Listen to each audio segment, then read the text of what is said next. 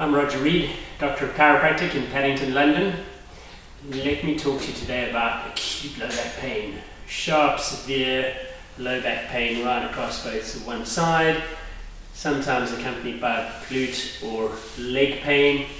And if you've got pins and needles and numbness and tingling, then the chances are, if you've got leg pain with pins and needles and numbness and tingling, the chances are that you've got some sciatic nerve irritation. I'm going to just give you a few little tips on how to manage it and what to do, what you should and shouldn't be doing. So you might want to watch my posture videos sitting at a desk or sitting at a computer, on the sofa. Give you some tips on posture and how to look after that.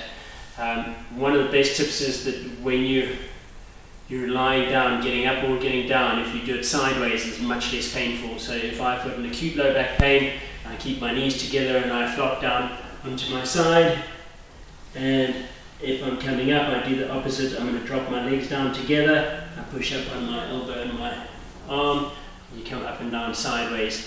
Try and avoid doing big things up like that, not so helpful, especially from the back of a deep or low chair. If I do that, very painful. Okay, so what you want to try and do is slide towards the front, get your feet right underneath you, straighten right up, hold your core muscles, tummy muscles nice and strong, use your arms if you can, and you're going to use your legs to come straight up that way.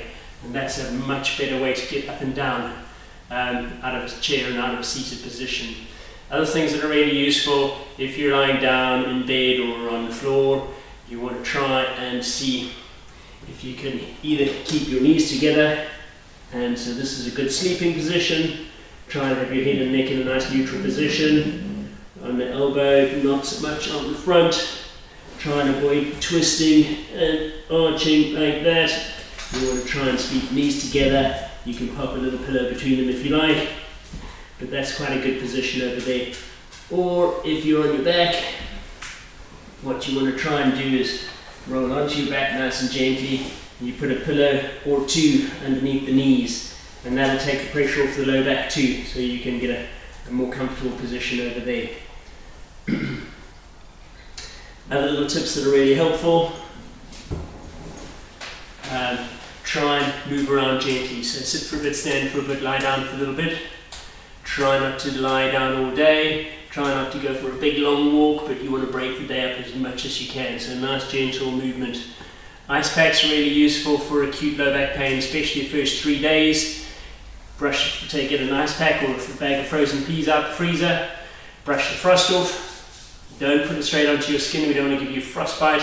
You're going to put it over some light material, and usually right on the acute painful bit, so sort of on the belt line, quite low down. You can tuck it into your trousers if you like, and like I said, over some light material or some paper toweling or something like that.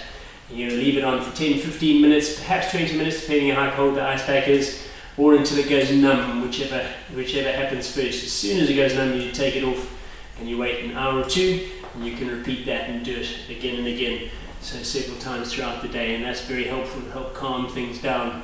If you are coughing and sneezing, that will usually put a lot of stress and strain on the low back as well, especially if you've got an acute disc. Try not to bend and twist and rotate when you cough or sneeze. That'll aggravate it too. So try not to sneeze if you can. If you are, make sure you're in a nice straight upright position and not too bending and twisting.